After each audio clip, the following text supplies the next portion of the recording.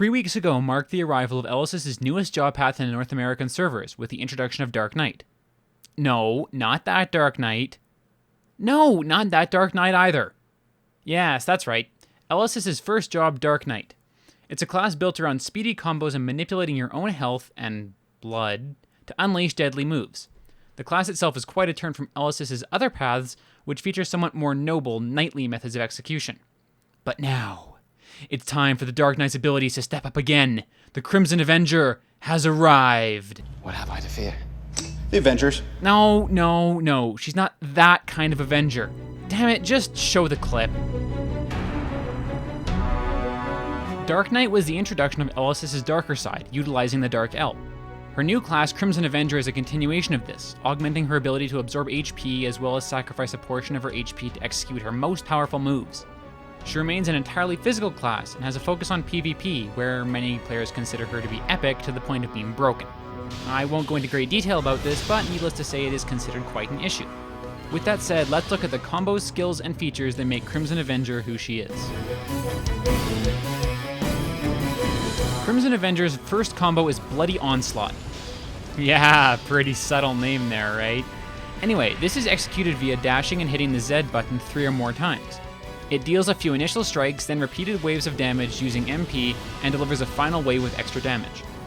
This is probably one of the best combos I've used on any character. It's incredibly powerful, doing absurd levels of damage and pushing back enemies a substantial distance, allowing you to stack them up and take them out execution style. This combo is fantastic, and despite the fact that it takes a solid 33 MP from you for the entire thing, you'll most likely get 50 or so back from it. Her only other combo is titled Rushing Blood, and is actually a really handy move.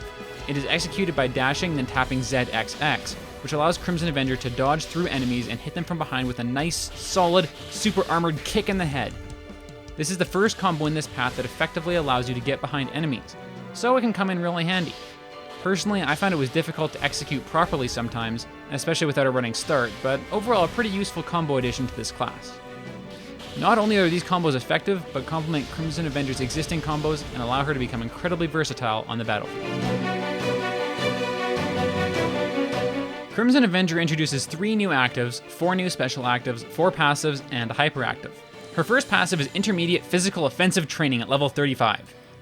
Yeah, got it. Next. Her second passive is Revenge of Blood at level 50, which not only gives her a buff on additional damage, but also allows her to absorb a percentage of HP when hit. It's a pretty effective passive, and while you might not actively notice it procuring in dungeon runs or even PvP, it definitely makes a difference. When Crimson Avenger reaches level 60, she gets access to her third and fourth passives, which are in competition with one another. The first of the two is Condemnation, which augments Iron Body Strong. If you don't have that move, don't even bother with this passive. From what I can tell, it's a PvP-oriented move for those who have mastered Iron Body Strong. The alternative to this is her fourth passive, Judgment. This gives you a chance to inflict bleeding on opponents and to receive health from these bleeding opponents. This is the power Crimson Avenger has over Blood, and is a passive that truly makes her wicked powerful. Crimson Avenger gets her first non-passive immediately at level 35, Shade Scratch. She fires forward a burst of evil energy like a repel, causing damage and allowing her to absorb HP. When the move connects, she slides into the enemy and deals a strong blow to them. From here, it's very easy to continue comboing or lead into close range skills.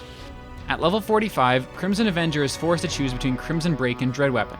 Crimson Break causes a bunch of weird blood energy explosion things in front of her and deals consistent damage for a few hits. The move has nice range, but is pretty standard and doesn't bring anything new to the table. On the other hand, the locked skill Dread Weapon allows Elesis to become, well, a human buzzsaw, and spin her blade to shoot forward and cut down a row of enemies. The move is fun, quick, and effective, though it doesn't seem to do as much damage as Crimson Break. Once Crimson Avenger reaches level 50, she can choose between 2 basic actives, Shadow Edge and Assault Strike. Shadow Edge is similar to Lunatic Psyker's reverse reactor move, and allows Crimson Avenger to cause burst damage before linking to up to 2 enemies, and slow them down as well as deal a portion of damage to them whenever Crimson Avenger takes a hit. Like Reverse Reactor, this move apparently stops working if it goes out of range, but the range it has is significant enough that this is never really a problem. Assault Strike is a more direct attack move and has obvious applications in PvP. It allows Crimson Avenger to strike an enemy directly and prevent them from mana breaking for a short period. This allows her to get in a good combo or two while leaving her target completely incapable of escaping her wrath. Given that neither is locked, the skill you choose here is entirely dependent on whether you're facing players or AI. At level 55, Crimson Avenger can choose between Shade Illusion and Blood Cutter, the former being an Annihilation move and the latter being a Gale move. Shade Illusion allows Crimson Avenger to cause burst damage, then augment damage of her other moves. Specifically, she doubles damage for Brutal Cutter, Crimson Break, and Dread Weapon, and she gets a nominal increase for other skills as well. It's a pretty simple standard move and has a nice visual effect, but personally I didn't find it that useful. On the other hand, Blood Cutter, even using only 200 MP, is a great move for taking on large mobs and dealing great damage. Crimson Avenger launches a giant buzzsaw blade forward, cutting down everything that stands in its way, with an incredible number of hits and very high damage.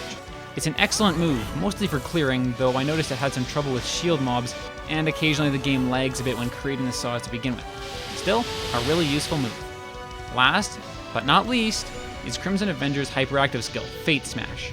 While I unfortunately didn't get to actually experience using this, it's a pretty sweet looking move that causes damage over a good area of effect, and does a really sick amount of damage at that. Aside from the Obtainment quest, I can't really think of a single reason to avoid getting her hyperactive. Crimson Avenger has a really nice variety of skills that cover the variety of playstyles that various players use. As far as I can tell, no matter what your playstyle is, there's a skill tree setup that'll work for you. Ah! Oh, okay, no, okay, this is PG-13, cover that up. Wait, that's Crimson Avenger's official outfit? Huh. Personally, I'm still not that much of a fan of Crimson Avenger's appearance, though I find it more tolerable than Dark Knight's. Instead of talking about what I don't like, though, I will point out that her sword is absolutely amazing. I also rather like how her eyes appear now, like they're thirsty for blood and vengeance. Elesis the Ripper, if you will. One component of appearance I didn't address with Dark Knight, though, is how her attacks appear. Crimson Avenger gets all kinds of neat-looking attacks, and the black, red, and piercing orange colors used look stellar in the moves that Crimson Avenger uses. Everything from Dread Weapon to Blood Cutter just look cool as hell. Or is that hot as hell? Okay, alright, you caught me. Crimson Avenger's advancement quest is bullshit. Requiring the brutal executions of no less than 541 enemies, probably closer to 600 in reality, Crimson Avenger's quest is painful to say the least. While I wouldn't place it on the same level as that of Code Nemesis or Deadly Chaser, this quest is very unlike Dark Knight's, in that it really does make you work to earn the precious Dark L power that you so deeply crave. Again, I'm not really experienced in PvP, but I can honestly see the application Crimson Avenger's skills have to it.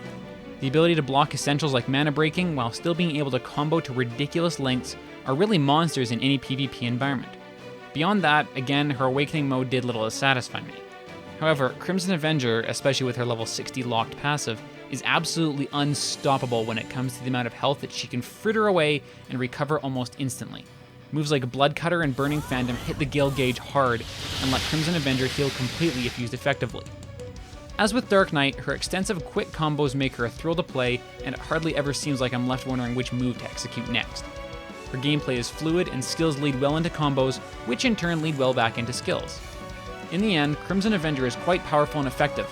I dare even say exponentially more so than most characters, and I'd highly recommend pursuing her job path if you can stomach the quest. With Elesis' last job path out of the way, it's time to await the arrival of Time Tracer. But until then, that's all I got for now. So, thank you guys so much for watching. Feel free to check out some other editorials or Let's Plays by clicking on the videos. Until next time, guys, I'll see you later.